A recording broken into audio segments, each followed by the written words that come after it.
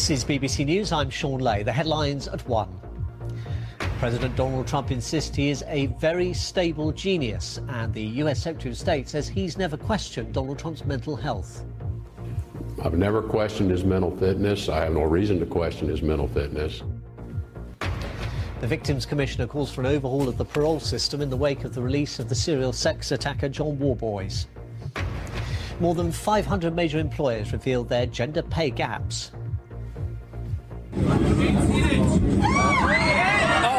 Panic and confusion as two planes collide on the ground at Toronto's Pearson Airport, sparking a fire. Also in the next hour, in North America, the East Coast shivers. Record-breaking low temperatures of minus 40 degrees Celsius are expected. At least 19 people have died since a powerful blizzard hit much of the region on Thursday. Another morale sapper at the Ashes for England's bowlers, only picking up 2 wickets all day as Australia's batsmen pile on the runs. And the mother of one of Argentina's disappeared children talks to witness. That's in half an hour's time here on BBC News.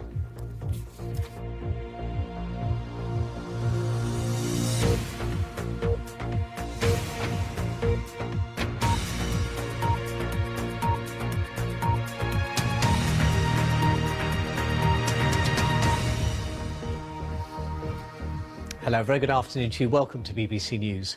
In the last few minutes, President Donald Trump has been hitting back on Twitter at Michael Wolff, the author of an explosive new book about the White House. This is what he's tweeted about his own mental fitness. The fake news mainstream media are taking out the old Ronald Reagan playbook and screaming mental stability and intelligence, he said. He then added, throughout my life, my 2 greatest assets have been mental stability and being, like, really smart. He continues saying, I went from very successful businessman to top TV star to President of the United States on my first try. I think that will qualify as not smart, but genius, and a very stable genius at that. Well, earlier, one of the most senior members of Donald Trump's administration said he'd never questioned the president's mental fitness. The US Secretary of State Rex Tillerson, who'd already been forced to deny claims a few months ago that he called the president a moron, was responding to claims in the book that Mr. Trump's powers were slipping. Jessica Parker has this report. Boarding a flight to Camp David for high-level meetings. And here's the image Trump's team is trying to project. Order, professionalism, control. Getting on with the job of running the most powerful country in the world. But it's all being overshadowed by this book. Its contents forcing the US Secretary of State into a remarkable statement. I've never questioned his mental fitness. I have no reason to question his mental fitness. We have different management styles. How I make decisions, how I process information, I have to learn how he takes information in, processes it, and makes decisions. Fire and Fury quotes Trump's former top aide, Steve Bannon, the man who was the power behind the throne, the man credited with getting Trump elected. He's cited as describing a meeting between a Russian lawyer and Mr. Trump's son, Donald Jr., as treasonous. It's one of many supposed revelations painting a picture of a chaotic White House, a claim also that White House staff saw President Trump as a child. They all came to the conclusion, gradually at first and then faster and faster, that something was unbelievably amiss here, that this was more peculiar than they ever imagined it could be. But the president, as ever, has offered up a robust response overnight, tweeting, Michael Wolff is a total loser who made up stories in order to sell this really boring and untruthful book. He used sloppy Steve Bannon, who cried when he got fired and begged for his job. But no matter what words come from President Trump, he'll likely struggle to drown out these volumes. Jessica Parker, BBC News. A lawyer who represented victims of the serial sex offender John Worboys says some of her clients, whose cases weren't taken to trial, now want prosecutors to re-examine the evidence. Worboys, a former black cab driver, is being freed after serving 10 years in jail. He was convicted of 19 offences, although at the time, police said they believed he attacked more than 100 women. Tom Burridge reports. The decision to release rapist John Worboys has raised profound questions about the way sexual crimes against women are investigated and whether the procedures for releasing criminals need changing. Worboys picked up young women in his black cab, duped and drugged them, and then carried out his attacks. He was convicted of 19 offences in 2009 and given an indefinite sentence. But in total, more than 100 women said Worboys tried to drug and assault them. Allegations made by some women were investigated but not pursued at the time. Now calls that their evidence should be considered again. I think women just want justice and they want their voices to be heard. They went forward, they came forward, they gave their statements to the police, and the CPS said, don't worry, we won't prosecute in relation to your case because he's going to be given in prison for a very long time. He'll be on an indeterminate sentence. This man is going to be locked away. They now want their case to be given the proper scrutiny that it deserves, and therefore to be a decision to be made as to whether or not a prosecution is going to be brought in their cases. Under law, we can't know why the parole board has decided Worboys no longer poses a risk to the public. But many argue the system should change, so his victims know why he's being released. Tom Burridge, BBC News. Well, a little earlier I spoke to Baroness Helen Newlove, who's the Victims Commissioner for England and Wales. She's spoken to the Justice Secretary David Lidington and told him he needs to look again at legislation so victims don't feel excluded from the parole process. She wants to see changes to the victim contact scheme, and she's also calling for more openness in the parole system. When you go for an appeal hearing, there is a judgment that's in the public domain, and I have been asking that perhaps parole boards should give a similar judgment so that there is that open transparency, because it's very much a very closed, inverted brackets hearing. Victims can go and give their statement to a parole hearing, or they can do a video link, and that is it. You just then wait for this letter or this telephone call to notify you of the decision the parole's made. So I just think this time is right. And if the government need to change the law, they need to change the law so that there is that open and transparent, and no longer is it a closed decision.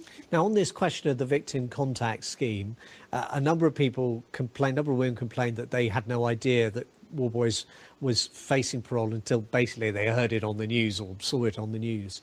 The parole board has then turned around and said, well, look, that may be the case, but everybody who has been recorded as a victim will be told, look, we can keep in contact with you. How do you want us to do it? Whether by post, email, telephone. Some cases, for example, they've said by post, and maybe the letters haven't arrived.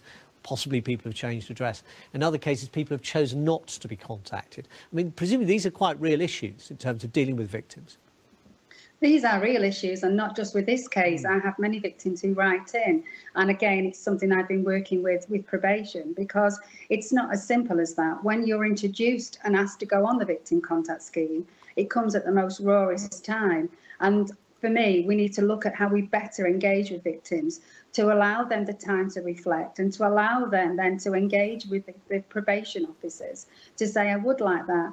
And if they do get involved, well, we've got to check on the postal addresses. We've got to keep that updated. We can't just then, maybe 6 years down the line, pop up an address and they may have moved and their circumstances be completely different. And it is very, very, it's a raw area. You're kind of picking the scab off again. So we have to get better at where the victim contact scheme engages.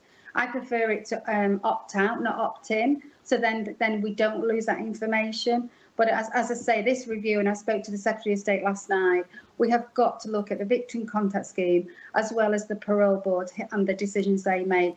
And if legislation needs to be changed with the parole, we need to do that. And I work very closely with NIT, but also with probation with the victim contact scheme.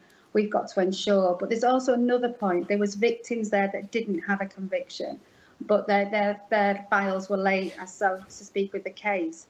I also believe they should have the support, because there is going to be nothing worse than hearing this on a daily basis where they've not been contacted, and they could be very frightened that they bump into him in the street or whatever. So we have got to have a thorough review now of seeing how we can look at victims on a discretionary basis, and that's what I'm calling for. Baroness Newlove, just one brief question. You say you spoke to presumably that's the Justice Secretary David Lidington you spoke to last night. Did he give you any reassurance about changes that could be coming? The reassurance is that he needs to look at that. And I say it was just a one phone call, but doesn't mean to say it's the end of it. And when I go back on Monday, there is something that I want to speak to his office, and his office are going to speak to mine. That's Baroness Helen Newlove there, the Victims Commissioner for England and Wales. EasyJet, Ladbrokes and Virgin Money are among the major employers who've revealed that they pay women on average at least 15% less than men. Organisations which employ more than 250 workers must publish their figures. More than 500 have done so already. Another 8,000 must do so before April. Otherwise, they risk being fined under a new law intended to tackle workplace discrimination. We're going to be talking a little more about this a little later in this hour when we'll be speaking to Sophie Walker, who leads the Women's Equality Party. United Nations has been discussing Iran after the United States called an emergency meeting of the Security Council to discuss the anti-government protests there. China and France said the unrest was not a threat to international security, while Russia accused the US of abusing its position. Barbara Plett-Usher reports. Nikki Haley warned Iran that the world was watching its response to the anti-government protests. She used the platform of the UN to amplify the message of President Trump, who's been tweeting support for the Iranian demonstrators. The Iranian people will determine their own destiny. And let there be no doubt whatsoever, the United States stands unapologetically with those in Iran who seek freedom for themselves, prosperity for their families, and dignity for their nation. This unusually robust stance on human rights by the Trump administration coincides with a policy to curb what it sees as Iran's malign influence in the Middle East. The Iranian ambassador called the meeting a farce and repeated charges that the protests were directed from abroad. There is a long history of U.S. bullying at the UN, but this is a preposterous example. The purely internal affairs of a nation, in this case, protests that the Iranian government has addressed with the utmost respect for the rights of the protesters and with every attempt to deal with peacefully, despite violent infiltrators. Other council members urged Tehran to allow free and peaceful demonstrations, but some suggested this was an internal matter, not an international threat. And the Russian ambassador accused the U.S. of playing politics. Mr. President, the real reason for convening today's meeting is not an attempt to protect human rights or promote the interests of the Iranian people, but rather as a veiled attempt to use the current moment to continue to undermine the Joint Comprehensive Plan of Action. That's the agreement which restricts Iran's nuclear program, which Mr. Trump says is deeply flawed. He has to decide next week whether to continue waiving sanctions suspended under the deal. Barbara Plett-Usher, BBC News, Washington. The department store House of Fraser has confirmed it's asking landlords to reduce the rent it pays for some of its shops. The group is set to release Christmas retail figures next week, with some analysts suggesting its takings over the Christmas period were disappointing. Well, let's talk now to Richard Perks, who's a retail analyst for the company Mintel. He joins us from Helford in Cornwall. Richard, thanks very much for being with us this afternoon to speak to us about this. Any surprise in House of Fraser's decision to get its rent reduced? Well, it's certainly a sign of distress, and it's not the sort of thing that you really want to see any company doing.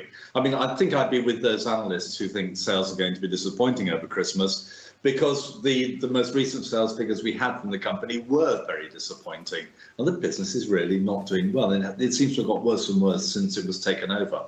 Now, it's taken over, I think, more right saying, by a Chinese company about just over 3 years ago now. What has changed as a result of that? Because the company itself, in its confirmation that it is indeed asking for rents on some of its stores to be reduced, says it's driving forward with a transformation programme. Yes, it does, and well, that's good to see. And it struck me that the policy that they had before of developing very strong own brands to compete with their really upmarket branded offer, that seemed to be absolutely right. And I thought that they were more or less continuing with that. But it must be the execution of that own brand policy. I think in much the same way as we're seeing with Debenhams, because I think one of the problems there is that although they've got a good range of own brands, and designer brands, I think it's beginning to look a little dull.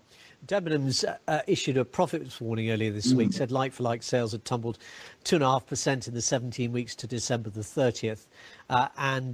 Despite the fact it had slashed prices to try and boost flagging sales. I mean, House of Fraser, Debenhams, we all remember talking only, 4 or 5 years ago now about the demise of British Home Store. And at the time we were saying, is the is the department store as a high street concept dead?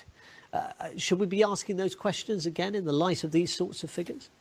I don't think it's right to lump British Home Stores with Debenhams and House of Fraser. It really was a very different business. And I don't see any reason at all why the department store should be dead. I think it's a great concept. It's a matter of execution. After all, look at what John Lewis has done. John Lewis has performed unbelievably well right the way through the downturn. And I think, although its figures aren't great at the moment, we'll see a pretty solid result from John Lewis when it reports in, well, I think it's this week. The final impression then overall of the high street's performance, because I was seeing some reports earlier saying, well, look, you know, you can have lots of contrasts. Zara, for example, on the high street is doing extremely well. ASOS is doing really well online. Other companies like House of Fraser, for example, are struggling online. What's going on in the high street? Well, over Christmas it's difficult to tell because we haven't had enough figures yet. Yes, it's true that online is growing and growing fast, but so are the online sales of the store-based retailers.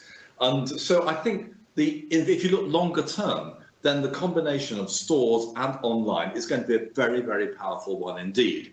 But someone like ASOS, competing at the younger end of the market with young, dynamic management, I think probably does have an advantage at the moment. It's a new format, it's new, it's exciting. And online certainly has some way to go. But I think it'd be ridiculous to suggest that the high street is dead or is going to die. It's always going to be the main place where you go and do your shopping. An optimistic note. That's good to hear. Richard Perks from the research analyst Mintel. Thanks very much for being with us. Right, let's take a look at the headlines now on BBC News this hour. President Trump has insisted he's a very stable genius, and the US Secretary of State says he's never questioned Mr. Trump's mental health. It follows claims in a new book that people around the president doubt his fitness for office. The Victims Commissioner has called for an overhaul of the parole system in the wake of the release of the serial sex attacker John Worboys. More than 500 major employers have revealed their gender pay gaps. EasyJet, Ladbrokes and Virgin Money amongst those who've disclosed that they pay women on average at least 15% less than they pay to men.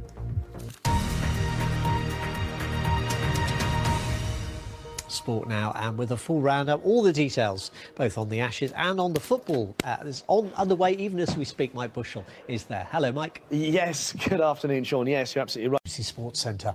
Two passenger jets have collided on the ground at a Toronto airport. One of the planes caught fire, but there are no reports of serious injuries. It's the second such collision at Toronto Pearson International in the past 5 months. Bill Hayton explains. Concern, but then panic. After the collision, fire breaks out.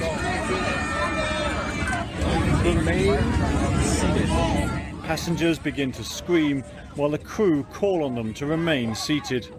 All of a sudden it started venting fuel all over the wing, and then in about a second or two later, not even a second, it just kind of all ignited and there was like a big fireball, and then everyone started yelling and like panicking. The fire was on the other empty airliner, and all 168 passengers and 6 crew were able to leave this plane safely by the emergency slides. They'd just arrived after a 4-hour flight from Mexico. Their plane was stationary when it was hit by the other airliner, which was being towed by ground crew. This is the second time in 5 months that planes have had minor collisions at Canada's busiest airport, and inquiries are underway into how it could have happened. In the meantime, all are thankful that everyone here escaped without serious injury.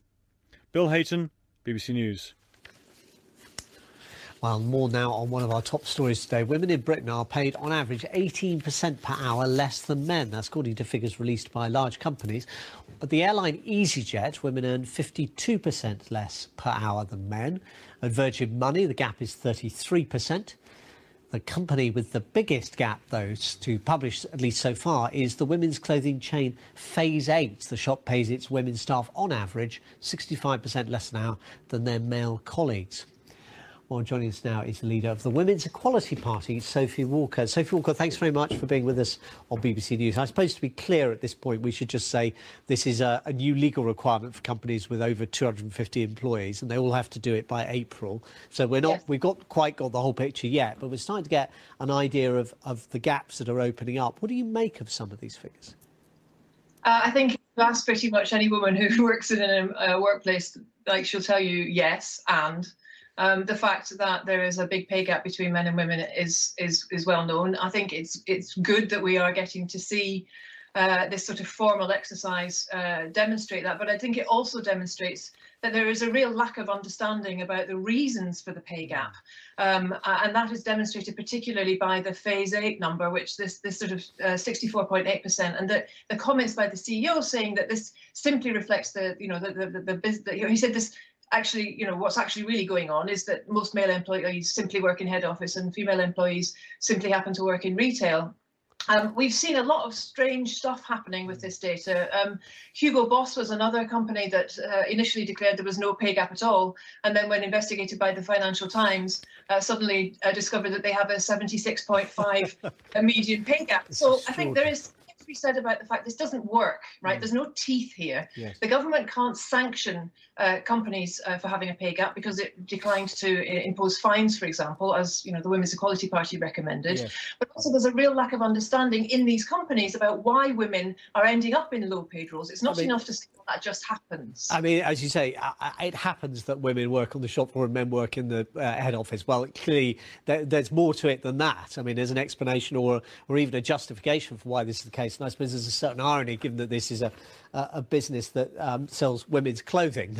Women are being disadvantaged, apparently, in terms of their opportunities to get to the highest levels in the company. But let me put you an example that EasyJet gave. At EasyJet, in publicly figures, 52% lower, as we were showing there, per hour for women as compared to men. They said, well, look, 6% of our pilots are at the moment are women, and the average pay for a pilot is £92,000, while females make up 69% of our cabin crew. The average earnings there are £24,000 a year. Now, what it says is that it's actively seeking to recruit more pilots. It set a target of 20% of new entrance pilots being women by 2020. Now, you may think that should happen sooner, and you may not think it's enough, but hasn't the process of even having this, even if it doesn't in itself have teeth, forced companies to begin to get their act together? I think there's a vast difference between the small number of companies that have come forward and said we're going to do something about this, and the companies that we've seen saying, well, this just is what it is. I think I'm glad to see that EasyJet is doing something about that phenomenal pay gap. But what would really fundamentally help is an understanding of where this comes from, and this comes from both an education system that still occupationally segregates our girls and boys by saying, boys, you are inherently better leaders or engineers or scientists, and girls, you are, much better carers, and we're going to, but we don't value care, we don't pay care, we don't invest in it.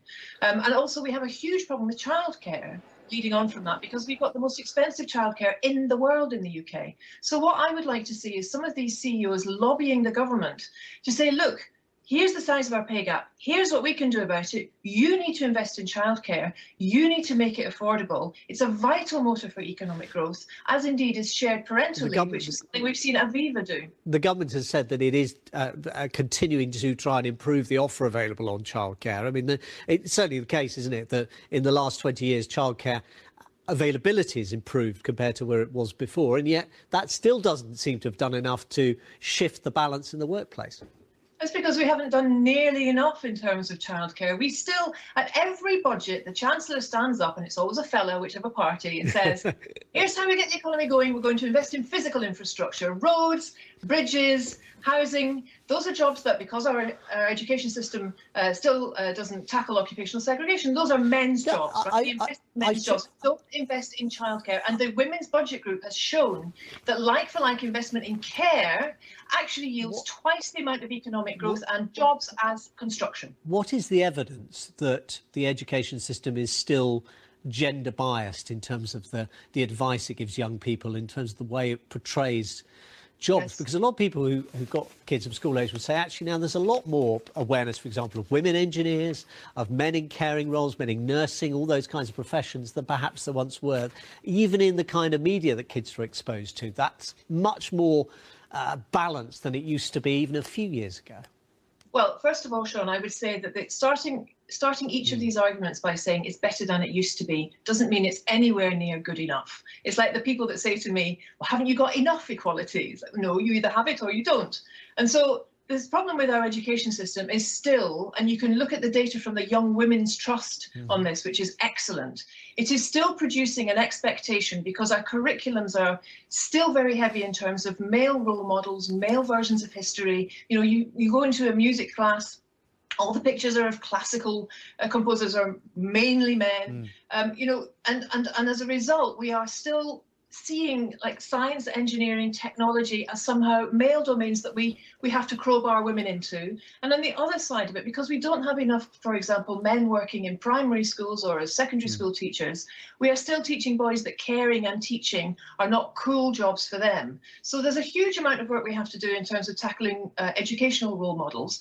And we also have to tackle careers advice. I hear stories all the time of girls who are still being told, why don't you be a nurse rather than a doctor? You know, emphasis on women's appearance rather than women's skills when they go for job interviews.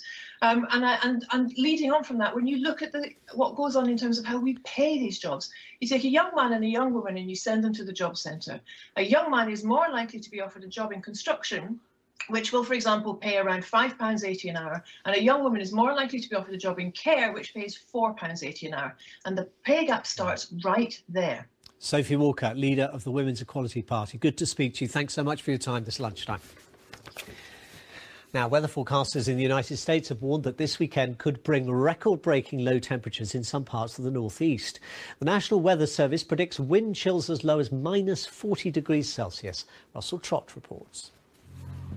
The public coming to the aid of public transport on the streets of eastern Boston as snow and ice left many stranded. Elsewhere in the city, the emergency services were working flat out and in deep water as high tides flooded roads close to the harbour. Plummeting temperatures meant much of Massachusetts under huge quantities of snow. And after a 3-foot storm surge brought seas inland, the floodwater froze, trapping cars in ice. For the homeless of Chicago, life on the streets is now all about survival. Those who do find shelter, happy to be anywhere but outside. We see an average of 700 to 800 people every single day. Sometimes there are people who come in when it's extremely cold, who won't come in when it's not so cold. A sudden drop in temperatures can hit hard anywhere. In Florida, where in some parts snow fell for the first time in 30 years, cold seas saw hundreds of turtles rescued after their mussels started seizing up. As thousands of snowplows are deployed throughout the eastern seaboard, forecasters warn that the weekend could bring record-breaking low temperatures. Russell Trott, BBC News. Right, let's take a look at the weather prospects. Not quite as bad here. I'm pretty confident about SAG. Louise Lear has all the details. Afternoon to you, Louise. Cheer us up a bit. Well, you're quite right, not quite as bad, but we are heading for quite a hard frost in the far north of the country. We may even see some record-breaking temperatures here as well. But let's just bask in some of the good news, really. It is cold out there, but it's beautiful for some with lots of sunshine coming through. A nagging northeasterly wind, though, and that's just making it feel quite raw, particularly on these exposed North Sea coasts. But even the wind picking up now further south, because across central and southern areas is a weak weather front that's slipping its way south, bringing the odd spot or two of rain. So the best of the sunshine, certainly the further north and west. It's not been too bad in Cornwall either. Now, overnight tonight, that frontal system will clear all bar the extreme south, perhaps. And then with clearer skies, temperatures really falling away quite sharply. In rural spots, we could see widely -9, -10 in Scotland. We might even see lower values than that. So it's going to be a cold and frosty start. And in fact, in Scotland, temperatures really struggling to climb above freezing during the day. The difference with tomorrow is there'll be slightly lighter winds and there'll be more in the way of sunshine around. So despite the cold, it's a promising second half to the weekend.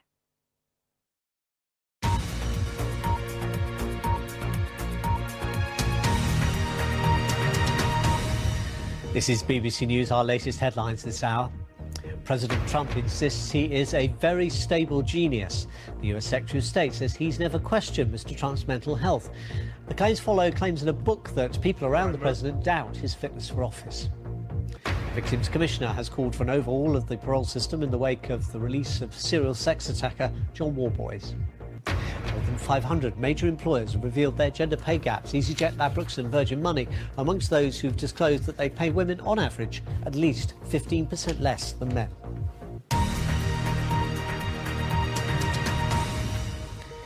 Well, it's been a busy old morning. Thank you very much for your company throughout it. Laquessa is standing by to take over here at 2, but now on BBC News before that, Witness.